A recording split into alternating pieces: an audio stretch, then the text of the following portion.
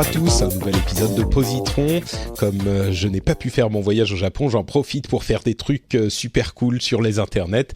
Je rattrape des choses à faire au niveau administratif, des choses que j'ai pas pu faire depuis un moment, et un positron parce qu'il y a vraiment trop de trucs cool dont je veux vous parler. Et aujourd'hui, il y a une série et un film, tous les deux sur Netflix, comme ça, c'est simple, c'est plus facile. La série, c'est Altered Carbon, et le film, c'est Your Story, Dragon Quest, Your Story. Et je pense que les deux pourront plaire à la plupart d'entre vous et d'entre nous. Donc, je vais vous expliquer un petit peu de quoi il s'agit, et vous allez me dire si ça vous plaît. En tout cas, vous allez voir si ça vous plaît, si ça peut vous inspirer. Je suis Patrick Béja, ça vous le savez, je pense. Possiblement. Et donc, dans Positron, je vous parle des sujets, des choses, des produits culturels que j'ai bien appréciés, des séries, des films, des livres, des comics, tout plein de choses, des jeux vidéo même parfois. Et donc, aujourd'hui, je vous parle de deux de ces produits culturels que j'ai bien aimés. On commence donc avec Altered Carbon. Altered Carbon, c'est une série qui passe sur Netflix, dont la première saison a été diffusée il y a... Ça doit faire 2 ans de ça maintenant, déjà ? Quelque chose comme ça. Oui, c'était en 2018 que ça a commencé, début de 2018. Là, on est 2 ans plus tard et la deuxième saison a été diffusée. Et en fait, depuis la première saison, c'est l'une des choses que j'ai dans mon stock dont je voudrais vous parler dans l'émission parce que vraiment, j'avais adoré la première saison. Alors, je vais surtout vous parler de la première parce que la deuxième, je suis en cours. Je suis à un petit peu plus de la moitié. C'est très bien aussi. C'est peut-être un peu moins bien que la première, c'est un petit peu plus attendu, on va dire, mais ça reste quand même assez sympathique et ça m'a redonné envie d'explorer cet univers et donc de vous parler de la première saison. C'est une série qui est extrêmement cyberpunk, une série de science-fiction. Et d'ailleurs, l'une des raisons pour laquelle je veux vous en parler, c'est que si vous appréciez l'univers cyberpunk et si vous vous dites que vous êtes fan de jeux vidéo et que vous avez encore longtemps à attendre avant de jouer à Cyberpunk 2077 qui va sortir cette année, et peut-être que vous voulez vous immerger dans un univers cyberpunk, et ben Altered Carbon pourrait faire l'affaire.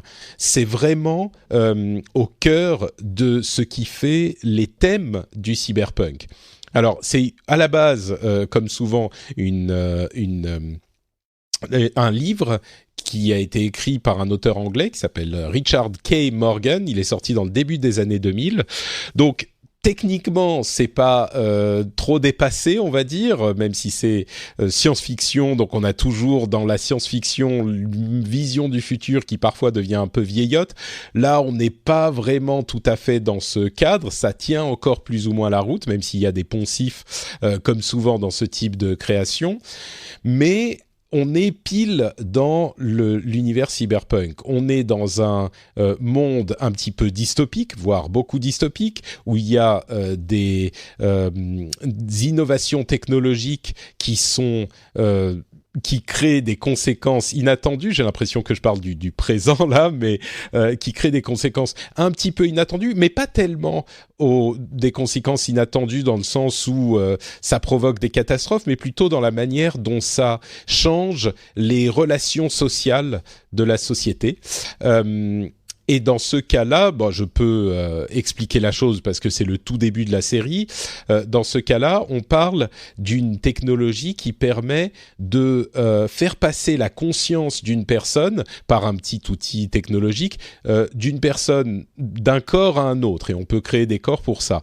Et donc, ça, c'est la base du système. On peut faire passer sa conscience dans un autre corps et la préserver de cette manière. Et à partir de cette base, il y a tout un univers qui est développé et qui englobe ou qui crée un contexte pour la trame narrative de l'histoire qui est, en gros, encore une fois, comme souvent dans ce type de série, qui est une histoire d'enquête policière. À sa base, c'est une enquête policière et un mystère à résoudre. Mais dans le contexte de cet univers de science-fiction, très futuriste, ça prend une dimension autre. Et comme souvent dans les histoires de science-fiction, ce qui est vraiment intéressant, c'est de voir comment la définition des règles de cet univers vont être influencer la manière dont l'histoire peut être dite et la manière dont les règles elles-mêmes peuvent être un petit peu transformées ou tordues ou adaptées sans casser la logique de l'univers. C'est vraiment quelque chose d'important pour ce type d'histoire de science-fiction, et je trouve qu'ils s'en sortent plutôt pas mal et que les thèmes du cyberpunk fonctionnent très bien. Ça fonctionne très bien pour cette question technologique de transfert de conscience, mais il y a aussi tout un tas d'autres thèmes qui font partie de l'univers. Il y a les intelligences artificielles, les réseaux type Internet et réalité virtuelle, et comment tous ces éléments interagissent entre eux. Et ça reste suffisamment proche de notre réalité pour que ça soit pas trop délirant non plus.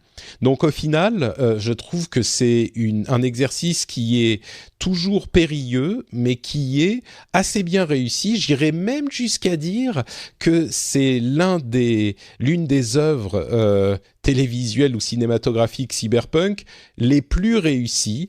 Ça manque peut-être un petit peu parfois de budget par rapport à ses ambitions. Il faut être un tout petit peu indulgent avec la manière dont c'est réalisé, dont c'est concrétisé. Mais je trouve que si on peut passer outre ça, et il faut, parce que dans ce genre d'histoire, il y a toujours des petites choses qui fonctionnent pas de toute façon, des petites incohérences qu'il faut accepter. Et du coup, on en vient à pouvoir accepter certaines petites imperfections au niveau de la réalisation également et de la production également. Et si on réussit à passer outre tout ça, ça donne une œuvre qui est vraiment appréciable pour cet aspect cyberpunk qui est en fait relativement rare dans notre panorama de séries. Donc la première série, la première saison en particulier, je l'ai beaucoup appréciée. L'acteur principal, que je trouve son nom, Joel Kinnaman, est hyper convaincant, j'ai trouvé. Il est un petit peu meilleur que ce qu'on peut voir dans la saison 2, mais il est vraiment... Enfin, dans l'ensemble, tout est bien joué et ça aide énormément à la crédibilité de l'ensemble. En tout cas, dans la saison 1. Dans la saison 2, je dirais que c'est un petit peu moins le cas, en tout cas là où j'en suis. Il reste quelques épisodes, mais ça reste motivant parce que l'histoire reste intéressante. Un petit peu moins que dans la saison 1, mais quand même. Donc dans tous les cas, je vous recommande très chaleureusement cette saison 1 de Altered Carbon. Et je pense que si la science-fiction en général, ou le cyberpunk en particulier, est une chose qui vous plaît, il ne faut pas la rater. Parce que c'est un excellent exemple de ce style. Voilà, Altered Carbon, c'est sur Netflix. L'autre truc dont je voulais vous parler, c'est Dragon Quest Your Story.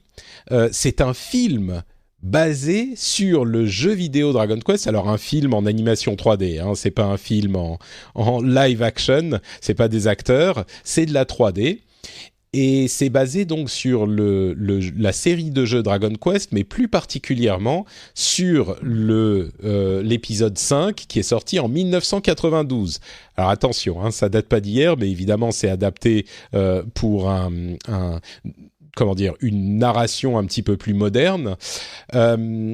C'est particulier Dragon Quest parce que au Japon, c'est une série japonaise évidemment, je pense que la plupart d'entre vous le savent, mais au Japon, c'est vraiment quelque chose d'unique, c'est un phénomène de société, il y a toute une génération qui a grandi avec Dragon Quest, même si aujourd'hui ils ne sont plus hyper fans de jeux vidéo, et ça dépasse en fait les autres phénomènes de jeux vidéo. Au Japon, Dragon Quest, c'est une institution Et c'est une des choses qui ramène les personnes un petit peu plus âgées aujourd'hui aux jeux vidéo à chaque sortie de nouvel épisode, même s'ils ont quitté ce type d'activité par ailleurs. Donc c'est vraiment une institution. Il y a eu énormément de choses créées autour de la série de jeux vidéo. Il y a eu d'autres productions télé / ciné, si je ne m'abuse. Celle-là, elle est sortie au Japon en 2019. Elle est disponible sur Netflix aujourd'hui.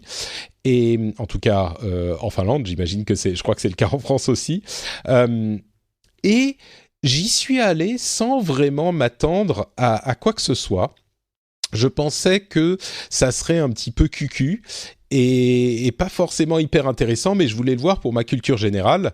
Et en fait, on l'a regardé avec ma femme il y a quelques jours de ça. Encore une fois, pour ceux qui ont suivi l'histoire sur les réseaux sociaux, j'ai dû annuler mon voyage au Japon. Et donc, on voulait un petit peu de Japon. Et on s'est dit, bon, allez, on va regarder ça, même si c'est pas génial, ça sera sympathique. Et ça commence pas super bien. L'introduction est longue, le début est hyper cucu, et pour tout vous dire, j'ai même failli pas arrêter, mais j'avais abandonné l'idée de prendre du vrai plaisir à regarder le film. Je me disais, bon, ok, ça va pas être génial, et ça dure bien 20 minutes, presque une demi-heure, ce sentiment. Et au bout d'un moment, en fait, il commence à surprendre. Le film commence à montrer que l'histoire, et j'imagine que c'est l'histoire du jeu aussi, moi je ne l'ai pas fait, le 5, l'histoire est vraiment intéressante et l'histoire est bien écrite. Et c'est ça qui est un petit peu surprenant. Le thème de Dragon Quest, c'est toujours un petit peu le même. Le héros est l'élu et il doit accomplir sa quête. Et on reprend cette charpente de la série à chaque nouvel épisode. Et ce qui est intéressant, c'est un petit peu de voir comment ils vont jouer avec la charpente. Et là encore, un petit peu comme je le disais tout à l'heure, peut-être la tordre ou l'adapter à quelque chose d'un petit peu plus intéressant. Et effectivement, dans le film, on arrive à un moment à cette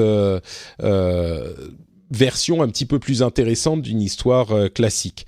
Donc c'est un truc que j'ai vraiment apprécié et ça devient, comme je le disais, intéressante, assez drôle. Moi j'ai vraiment rigolé à plusieurs moments du film. Il y a bien sûr des poncifs de la société japonaise qui sont inévitables et qu'on retrouve un petit peu dans tout ce que produit le pays, j'aurais tendance à dire, ou dans presque tout, surtout dans ce type de production ciblée sur un public très spécifique que sont les jeunes hommes, plus que d'autres groupes, je pense. Mais ça reste écrit avec pas mal de talent et j'irais même jusqu'à dire d'intelligence et de clairvoyance sur tous ces aspects, ou sur une partie de ces aspects en tout cas. J'essaye de rester un peu vague pour ne pas trop spoiler l'histoire, mais quoi qu'il en soit, le film est sympathique, intéressant et surprenant. Ce que j'attendais pas qu'il soit surprenant mais d'une manière vraiment très positive. Donc j'en suis pas ressorti juste en me disant ah ouais bon ok au final c'était sympa. J'en suis ressorti en me disant en fait c'était vraiment cool. Donc j'irai pas jusqu'à dire, j'ai pas donné mon classement pour Altered Carbon et pour celui-là, j'irai pas jusqu'à dire que c'est un truc que je recommanderais à tout le monde. Il faut quand même bien aimer le type de la famille du truc en question. Pour Altered Carbon, il faut quand même un petit peu aimer la science-fiction pour apprécier la série. Pour Your Story, il faut quand même un petit peu aimer la fantasy ou les trucs japonais pour apprécier le truc. Mais donc si c'est pas du tout votre cam, bon, je dirais que c'est pas la peine de vous forcer. Ces deux trucs n'arrivent pas à un niveau de transcendance de leur style qui fait que même quelqu'un qui n'aime pas ce style pourrait apprécier l'œuvre, je crois. Enfin, si c'est possible, mais c'est pas un truc que je garantirais, on va dire. Par contre, si vous vous dites c'est un truc qui pourrait potentiellement me plaire, je pense que ça vous plaira. Et je pense que ça vaut le coup d'y investir quelques moments pour voir si ça vous dit. Donc voilà pour mon petit positron du jour. C'est Dragon Quest Your Story et Altered Carbon. Je mettrai les noms bien sûr dans les notes de l'émission. J'espère que ça vous plaira. Et n'hésitez pas à me dire d'ailleurs en commentaire sur les réseaux sociaux si vous avez passé un bon moment avec. D'ailleurs, si vous voulez me retrouver sur les réseaux sociaux, je suis NotePatrick sur Twitter, Facebook et Instagram. Je poste pas mal sur Instagram en ce moment, donc si vous êtes sur Instagram et si vous voulez découvrir Instagram, n'hésitez pas à venir m'y suivre, c'est assez sympathique, j'apprécie pas mal ce réseau. Et bien sûr sur les classiques, Twitter, Facebook, etc. Vous pouvez m'y trouver aussi, je suis NotePatrick partout. Je vous remercie de m'avoir écouté et je vous donne rendez-vous dans quelques jours pour un nouveau rendez-vous tech et un nouveau rendez-vous jeu, bien sûr. Ciao à tous.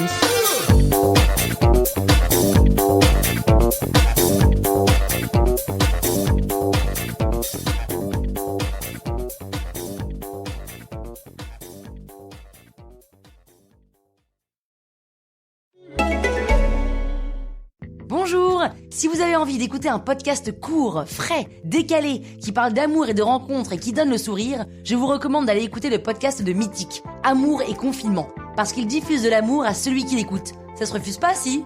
Surtout en cette période. Vous pouvez écouter Amour et Confinement sur toutes les plateformes de podcast. Alors foncez, et croyez-moi, vous n'allez pas le regretter. Pour le trouver? Très simple, il suffit de taper Amour et Confinement.